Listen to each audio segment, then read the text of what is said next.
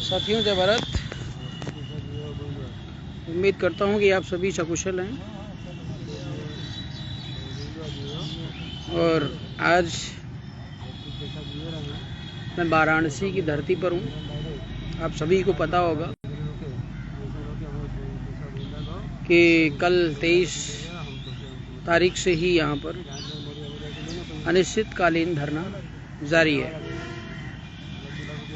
और यहाँ पे स्थानीय समाज के जो जागरूक लोग हैं उनका और मुन्नीलाल मौर्य जी की हत्या जिस गांव में हुई है, गांव के सभी लोग हमारे साथ इस धरने में शामिल हैं और ये धरना, जैसा कि आप सभी को पहले से ही पता है, यह अनिश्चितकालीन धरना है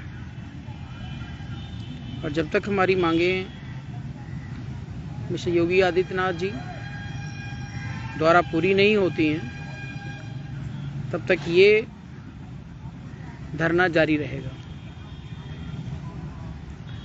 साथियों, आप सबको पता है कि अपने स्तर पे समाज के लिए, देश के लिए जो भी हो पाता है हम पूर्णतः समर्पित रहते हैं, लेकिन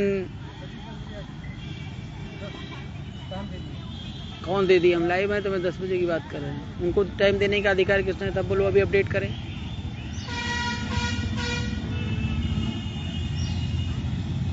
तो साथियों, मैंने ये कहा कि जो है अपने पूर्ण निष्ठा और ईमानदारी के साथ हम समर्पित रहते हैं और आप सबको पता है कि जो ताली है वो कभी भी एक हाथ से बजती नहीं है। हमने समाज में होने वाली कई सारी घटनाओं को देखा और बार बार हमने जो पीड़ित परिवार हुआ उसको प्रेरित करने का प्रयास किया, साथ खड़े होने का प्रयास किया, खड़े करने का प्रयास किया, लेकिन स्पेशली हमारा मौर्य कुशवाहा शाक्य सैनी समाज की जो सोच है वो इतनी दयनीय हो गई है, इतनी शोषित हो गई है कि वह अपने हक और अधिकार को लेने से भी घबराता है, भागता है और किसी भी नेता पर शायद विश्वास नहीं है, ऐसा कहिए, या कहें कि वो अपने हक अधिकार के लिए लड़ना नहीं चाहता है। ऐसी स्थिति बहुत ही चिंतनीय है और अगर इन चीज़ों पर, इस प्रकार के एक्टिविटी पर कंट्रोल नहीं किया गया तो जो देश में लोग इस प्रकार के हैं दबंग टाइप के, थोड़ा उधर बैठी हुई उधर हो रही है, तो इस प्रकार के जो लोग हैं कहीं ना कहीं उनकी जो आदतें हैं या हैबिट कहिए वो लगातार बढ़ती जाएंगी। इन्हें रोकना हमारे और आपके लिए बहुत ज़रूरी है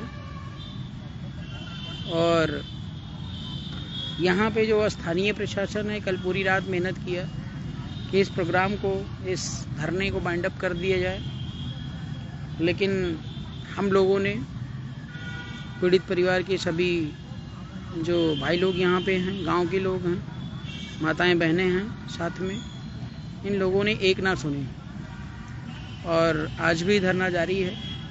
कल आश्वासन मिला था कि जो है आज आपकी मांगे लगभग पूरी हो जाएंगी और अगर ऐसा होता है तो निश्चित तौर पर हम लोग इस धरने की समाप्ति करेंगे, लेकिन मुझे उम्मीद नहीं है क्योंकि यहाँ का प्रशासन जो है साथ तो दे रहा है कहीं ना कहीं और वहीं पर कहीं ना कहीं कार्रवाई करने से भी घबरा रहा है। कहने का मतलब क्या है, आंख मिचौली का खेल खेल रहा है कि किसी तरीके से इनको जो है यहाँ से समझा बुझा के भेज दिया जाए, लेकिन हम लोग देश और समाज की स्थिति को पूरी तरह जान और समझ चुके हैं। कई सारी ऐसी घटनाएं हुई हैं अभी तक जहां पर वीडियो कॉल, वीडियो के माध्यम से या वर्बली आश्वासन दिया गया है, लेकिन वे मांगे अभी तक पूरी नहीं हुई हैं। और बाद में जो पीड़ित परिवार होता है वो कोर्ट कचहरी के चक्कर लगाते लगाते लगाते लगाते थक जाता है, लेकिन उसकी डिमांड पूरी नहीं होती है। तो कहीं ना कहीं जो भी चीज़ें वाराणसी में हो रही हैं, और वाराणसी जो है माननीय योगी आदित्यनाथ जी का कर्म क्षेत्र है, साथ ही साथ जो है प्रधानमंत्री मिस्टर नरेंद्र मोदी जी का भी कर्म क्षेत्र है, संसदीय क्षेत्र है, और बहुत ही चिंता का विषय है।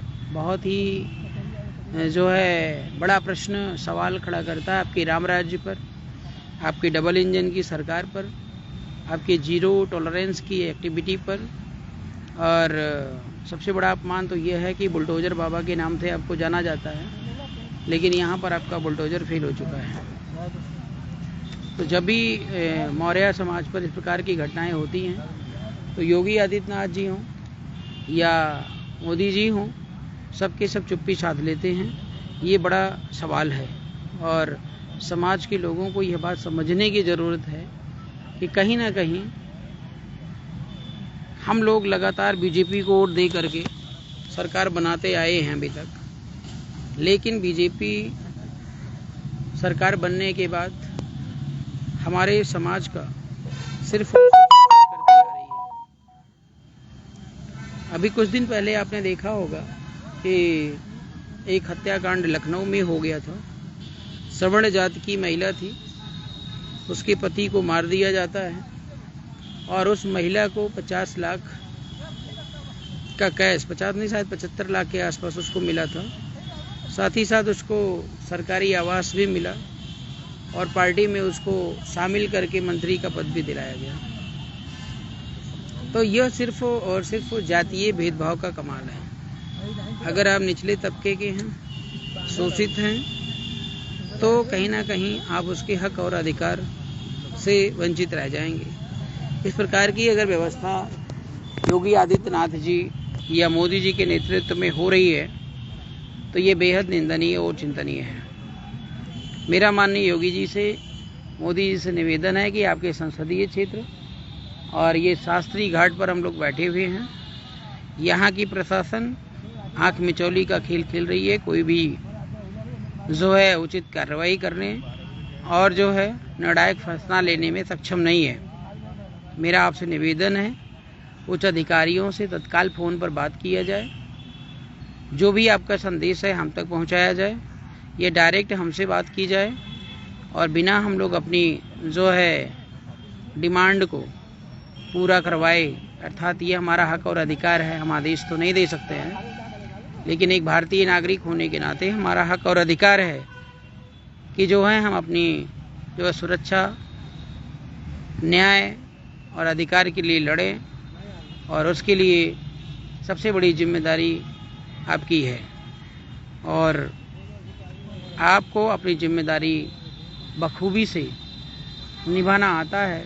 कई सारे ऐसे एक्टिविटीज़ में आपने ऐसे कारनामे कर दिखाए हैं जिसमें पीड़ित परिवार को न्याय मिला है, लेकिन वो किसी भी मौर्य कैटेगरी के लोगों के साथ नहीं हुआ है। अन्य जाति बिरादरी के लोग रहे होंगे, मैं नाम नहीं लेना चाहूँगा, लेकिन हम चाहते हैं कि हम लोग अब ज़मीन पर उतर गए हैं और इस लड़ाई को लड़ेंगे, क्योंकि बहुत सारी घटनाएं हो गई हैं और कहीं पर भी न्याय की प्रक्रिया मौर्यों के नाम पे देखने को नहीं मिली है। और हमारे उत्तर प्रदेश के डिप्टी सीएम माननीय श्री केशव प्रसाद मौर्य जी से मेरी अपील ये है, कई बार बात हुई है आपसे, और सिराथू की घटना आपको याद होगी। सिराथू की घटना में आपने पूर्ण आश्वासन दिया था। ज्योति मौर्य जी वहाँ पे एसडीएम थी, रातों रात लाश को जलाई गई कोरोना काल के दौरान, और पूर्ण आश्वासन देने के बाद अभी तक वहाँ पर कुछ भी ऐसा कार्य नहीं हुआ जिससे कि लगे कि डिप्टी सीएम केशव प्रसाद मौर्य हमारे मौर्य समाज के हैं। ये बहुत बेहद निंदनीय है। और जब वोट लेने की बारी आती है, वोट मांगने की बारी आती है समाज से, तो वही डिप्टी सीएम केशव प्रसाद मौर्य जी जगह जगह कार्यक्रम बिना बुलाए घर पे चले जाते हैं और बिना कहे हटपाई पे चारपाई पे बैठ जाते हैं, अर्थात बिना बुलाए मेहमान बन जाते हैं। तो जब वोट लेने का होता है तो आपके पास इतना समय होता है, इतनी सारी बातें होती हैं, और हम लोग 12 तारीख से जब से दुर्घटना हुई ये लगातार परेशान हैं, पीड़ित हैं और मजबूरी में यहाँ पर धरने पर बैठे हुए हैं कि ताकि जो है आपके दर्शन हो सके और पीड़ित परिवार को न्याय मिल सके। तो योगी जी, मोदी जी से पहले जो बड़ी जिम्मेदारी बनती है वो डिप्टी सीएम केशव प्रसाद मौर्य जी की बनती है कि आपके मौर्य समाज की ही एक बुजुर्ग की हत्या दुबे परिवार, जो कि ये कहेंगे कि गुंडा बदमाश टाइप का व्यक्ति है, और उन्होंने मार मार कर हत्या कर दी और बाकी सभी परिवार के लोग बुरी तरह घायल हैं, और कल उनके साथ क्या होगा इसकी कोई गारंटी नहीं है। तो माननीय डिप्टी सीएम केशव प्रसाद मौर्य जी से मैं अपील करूंगा कि इस घटना को तत्काल संज्ञान में लें और जो भी उचित कार्रवाई है वो उचित कार्रवाई करने का कष्ट करें। हमारी मांगों में मैं एक बार आपसे फिर से रिमाइंड करवा दूं कि जो फर्जी एफआईआर पीड़ित परिवार के ऊपर हुआ है, अभी कल पुलिस प्रशासन यहाँ पर आई हुई थी तो वो लोग कानूनी प्रक्रिया का माध्यम बता रहे थे कि कानूनी प्रक्रिया के माध्यम से ये धीरे धीरे एफआईआर रद्द हो जाएगा। लेकिन मैं आपको बताऊं कि इसका प्रोसीजर होता है कि अगर जो एसएसपी होता है क्षेत्र का या जो है सीओ होता है, अगर उसका वो सर्वेक्षण कर ले और देख ले कि नहीं एफआईआर गलत है तो वो तुरंत उसको एफआईआर लगाने का निर्देश दे सकता है। इसको विवेचना करने की ज़रूरत नहीं है। दूसरी बात ये है कि जो एफआईआर पीड़ित परिवार के अगेंस्ट में हुआ है उस एफआईआर में 3 से 4 नाम ऐसे हैं जो इस धरती पर है ही नहीं, फिर भी पुलिस वालों ने पता नहीं कौन सा चश्मा लगाकर इस एफआईआर को लिखा और उन्होंने उस एफआईआर में लगभग मैं आपको बता दूं 16 से 17 लोगों का नाम लिखा। तो इस तरीके का जो एफआईआर करके एक तो पीड़ित परिवार खुद परेशान है, दुखी है, और दूसरा पुलिस वाले उस पर जो है क्रैश एफआईआर करके उसको परेशान करना चाह रहे हैं। तो इस जो फर्जी एफआईआर है उसको रद्द करने की हम अपील करते हैं। दूसरी बात ये है मकान, सुप्रीम कोर्ट का ऑर्डर होता है कि अगर कोई भी ज़मीन है, किसी प्रकार की ज़मीन है, यहाँ तक कि अगर सरकारी भी ज़मीन है, अगर कोई व्यक्ति वहाँ पर जो है 20 साल तक कब्जा करके रखता है तो किसी को उस पर से हटाने का अधिकार नहीं है। अगर जो करना है वो 20 साल के अंदर कार्रवाई करे तब भी वो न्यायालय में जो है क्या कहते हैं विचाराधीन हो सकता है, अदरवाइज उस पर कोई एक्शन नहीं होना चाहिए। और यहाँ पर तो कब्जा भी है 50 साल से, और उसके बाद ये जो ज़मीन है वो पूरी रजिस्ट्री की ज़मीन है, कोई ऐसी ज़मीन नहीं है आबादी की या जो है ग्राम समाज की ज़मीन नहीं है। और उस ज़मीन पर जैसे परिवार थोड़ा बाहर रहता है, गांव से बाहर रहता है, कहीं किसी काम धंधे में सब बिजी रहते हैं, तो जिस ज़मीन की देखभाल करने वाला कोई नहीं होता है तो कुत्ते बिल्ली भी उस पर भी अपना कब्जा जमा लेते हैं। तो स्वयं कंडीशन यहाँ पर वही है कि ये लोग बाहर रहते हैं, और जो दुबे परिवार है उसने देखा कि जो है जितनी जल्दी जो है इसको कब्जा कर लिया जाए उतना ही अच्छा है। और एक घर की नहीं, एक घर पे कब्जा करने के बाद दूसरे घर का निशाना बनाना उसका मुख्य लक्ष्य बन गया था। और पूरे ग्राम सभा में सभी लोग इस दुष्ट प्रवृत्ति के व्यक्ति से पूरी तरह परेशान हैं। तो इसके खिलाफ उचित कार्रवाई होनी चाहिए, और उचित कार्रवाई में कुछ लोगों को अरेस्ट किया गया है और कुछ लोग अभी जो है फिर भी इधर उधर भाग करके घूम रहे हैं। कुछ अधिकारी लोग कल आए थे, इन्होंने कहा कि जो है आपकी फांसी की जो सज़ा सुनाने का प्रावधान है वो कहीं ना कहीं लॉन्ग प्रोसेस का मैटर है और इसको जो है ट्रायल के बेस पर ही हो सकता है। साथियों, आप सभी को पता है कि आप दुनिया देख रहे हो, और मैं आपको बता दूं कि भारत देश के अंदर, ठीक है, कौन सा ऐसा जज है, कौन सी ऐसी कुर्सी है जो बिकती नहीं हो, सिर्फ और सिर्फ खरीदने वाला चाहिए। आप सबको पता होना चाहिए कि मामले को शांत करने के लिए अधिकारी को जितने भी बदमाश गुंडे टाइप के होते हैं, हत्यारे होते हैं, सामने से उनको अरेस्ट करके जेल में तो डाल दिया जाता है। महीने, 2 महीने, 4 महीने, 10 महीने के बाद पीछे से उनको निकाल दिया जाता है। कहने का मतलब क्या है कि आज जिसके पास पैसा है, जिसके पास जो है राजनीतिक पकड़ है, उसके लिए न्यायालय, कोर्ट कचहरी कोई मायने नहीं रखता है। तो मेरा जो है माननीय योगी आदित्यनाथ जी से ये अनुरोध है, हम ये नहीं कह रहे हैं कि आप जो है न्यायालय के नियम कानून का उल्लंघन करिए, लेकिन इस मामले को फास्ट ट्रैक में लेकर के और जितने भी अपराधी हैं उनको जो है सजाए मौत अर्थात फांसी की सजा सुनाने की अपील माननीय न्यायालय से आपकी तरफ से होना चाहिए। और बाकी हम इसकी पैरवी कंटिन्यूअसली करते रहेंगे। दूसरी बात, आर्म लाइसेंस के लिए हम लोगों ने अनुरोध किया है कि परिवार के ऊपर कभी भी अटैक हो सकता है, कभी भी हमला हो सकता है। अभी आर्म लाइसेंस का भी प्रोसेस पूरा नहीं हो पाया है, इसके लिए अभी डीएम साहब के माध्यम से कार्रवाई आज होनी है। और सबसे बड़ी बात है साथियों कि आप सभी को पता है कि यह देश किसी के बाप का नहीं है। इस देश जो है वो जनता का है और जनता सरकार बनाती है और सरकार हमारे माई बाप की तरह हमारी रक्षा सुरक्षा की बड़ी जिम्मेदारी उसको देती है। और जो भी सरकार बनती है उसको जिम्मेदारी से काम करने की ज़रूरत है। अगर इस देश में 140 करोड़ पॉपुलेशन है और उस पॉपुलेशन को लेकर के भारत देश के 140 करोड़ टुकड़े कर दिए जाएं, तो मैं बता दूं कि पूरी की पूरी संपदा में भारत देश के एक टुकड़ा मेरा है, एक टुकड़ा आपका है, एक टुकड़ा किसी और का है। तो जब कहीं अगर हमारा कुछ नुकसान होता है तो उस टुकड़े को हमारे हक और हिस्से में दे देना चाहिए, लेकिन नहीं, ऐसा नहीं होता है। हमारे यहाँ जो गरीब दुखिया है बेचारा, वो कीड़े मकोड़े की तरह मर जाता है।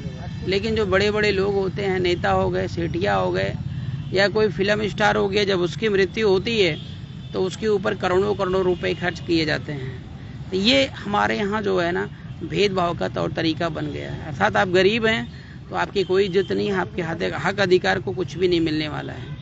तो हम लोगों ने अपने आधार पे जो है मिस्टर मुन्नीलाल मौर्य जी की जो वास्तविक कीमत है वो 50 लाख के रुपए के रूप में आकी है। और माननीय योगी आदित्यनाथ जी से मैं यह भी अपील करता हूँ कि ये 50 लाख रुपए अतिशीघ्र जो है पीड़ित परिवार को मुहैया कराया जाए। और बाकी अन्य तमाम प्रकार की चीज़ें हैं, छोटी मोटी चीज़ें हैं, वो चीज़ यहाँ पे प्रशासन के माध्यम से बात हो जाएंगी, लेकिन जो मेन मुद्दा हमारा ये है उसको तत्काल पूरा किया जाए। और समाज के, मौर्य समाज के लोगों से अपील मैं यही करूँगा बार बार कि चूल्हे में बैठ कर के, बिल में बैठ के, घर में बैठ के न कभी क्रांति होती है और न हक अधिकार मिलता है। यहाँ पर वाराणसी में आया हूँ तो समाज के कुछ लोगों ने ऑब्जेक्शन किया कि बाहर के लोग यहाँ पर आकर आंदोलन कर रहे हैं, हम लोग मर गए हैं क्या। तो बात यह है कि हम किसी को काउंटर नहीं करना चाह रहे हैं, ना तो हम किसी को नेता बनने से रोकते हैं, हम सिर्फ और सिर्फ अपनी जिम्मेदारी निभा रहे हैं। आपसे अपील यही करूंगा कि आप लोग भी अपनी जिम्मेदारी निभाइए, आप आइए साथ में। अगर आप हमसे बेहतर कर पा रहे हैं तो हम आपके पीछे हैं। हमारा इस मामले में कोई कंपटीशन नहीं है। और आप देखेंगे यहाँ पर, ये भी मैं आपको बता दूं, ये जो बोर्ड लगा हुआ है सामने, आप देखेंगे पोस्टर में आपने देखा होगा, कहीं पर भी यहाँ पे राजनीतिक बातें नहीं हो रही हैं। यहाँ सिर्फ और सिर्फ न्याय, अधिकार और पीड़ित परिवार की बातें हो रही हैं। पार्टी, संगठन या अन्य प्रकार के जो मनभेद होते हैं उनसे दूर हट करके, ठीक है ना, हम लोगों एक सामाजिक स्तर पे एक प्लेटफॉर्म को मेंटेन करना है कि ऐसी घटनाएं कहीं पर भी होती हैं तो हर क्षण हमें हर काम छोड़कर न्याय दिलाने के लिए तत्पर रहना हमारी बहुत बड़ी जिम्मेदारी बन जाती है। और अगर समाज इकट्ठा है, जैसा कि हम लोग कल से बैठे हैं, यहाँ पर लगभग 150-200 लोगों की भीड़ अच्छी हो गई, लेकिन अगर यहाँ पे लाखों करोड़ों की संख्या में आप लोगों की उपस्थिति होती तो अब तक जो है कल ही सब कुछ हो गया होता। लेकिन फिलहाल हम अपनी जिम्मेदारी को निभाते हुए ये जो है आंदोलन कंटिन्यूअसली जारी रखते हैं और जब तक जान है सांस से लड़ेंगे, बाकी सब आपके ऊपर छोड़ते हैं। बहुत बहुत धन्यवाद। इस पोस्ट को अधिक से अधिक शेयर करिए और टैग करिए योगी आदित्यनाथ जी को, श्रीमान मोदी जी को और आपके डिप्टी सीएम केशव प्रसाद मौर्य को, ताकि हमारा यह संदेश वहां तक पहुंचे और हम लोगों की जो मांगे हैं वो तत्काल पूरी हो सकें। बहुत बहुत धन्यवाद।